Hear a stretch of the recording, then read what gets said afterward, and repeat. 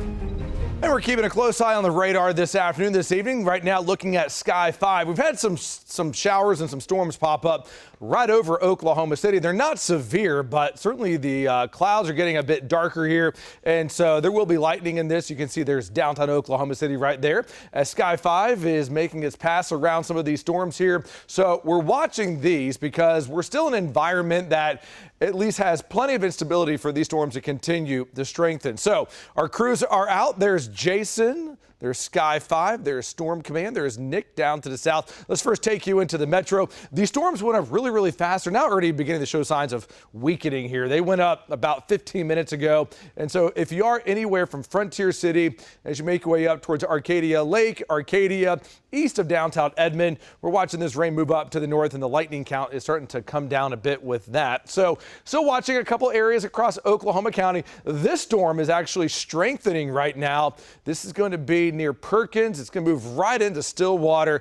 Wouldn't be surprised if we start to get a little bit of small hail out of this. It has quite a bit of lightning here, and the lightning counter there is climbing. So Jason is watching that. You can see his picture there on the left-hand side of your television screen. Again, Jason out across Payne County. And then we have scattered thunderstorms right now, quite a few of them down in southern Oklahoma. Nick is right in the heart of all of these storms that are down to the south, and quite a few hailstorms right now that are moving just outside of Wichita Falls. We're going to have to watch that threat pretty closely.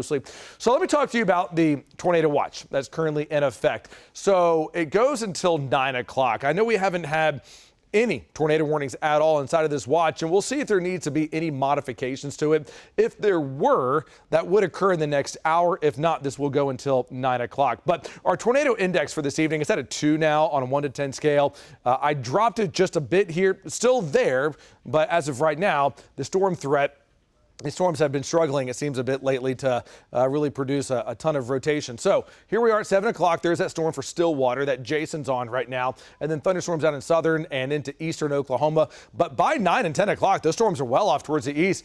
And hey, that's about it. So the window here is not going to be anything all that long lasting. Otherwise, temperatures right now in the mid 70s. Let's go ahead and jump into tomorrow, because tomorrow I'm going to say something that I feel like I haven't said in a little bit, and that is the weather is quiet. I know we don't say that a whole lot in springtime, but tomorrow, low to mid 80s. The winds are light. Temperatures, they're warm, but it's going to feel pretty nice out here across central and western Oklahoma. But don't get used to it, because we're back to dealing with severe weather the day after tomorrow. Friday, that's an enhanced risk already north of I-40, slight risk south. This will come in with a tornado threat, especially north of I-40 in the afternoon. So there are going to be 2 rounds of storms that we have to watch. Our tornado threat will be highest on round number 1 here, wave number 1 from Enid to Ponca City up into northeastern Oklahoma. Wave number 2 will be the cold front that begins to drop in. This will have more of a wind and heavy rain threat coming in here right around midnight from Chickasha to OKC to Tulsa. And then this will move into eastern Oklahoma pretty quickly into Saturday morning. So Friday, 2 waves of severe chances. Wave number 1 will have the bigger tornado risk. After that moves out of here, the weekend is going to be phenomenal for anything you have planned outdoors. If anything, in the morning, it might be a little bit on the cold side with temperatures in the lower 40s. Sunday morning, a few of us dipping into the 30s. But we will be watching it, and as well as another wave of severe weather beginning to return by late next week. And you're up to date with the latest First Alert forecast.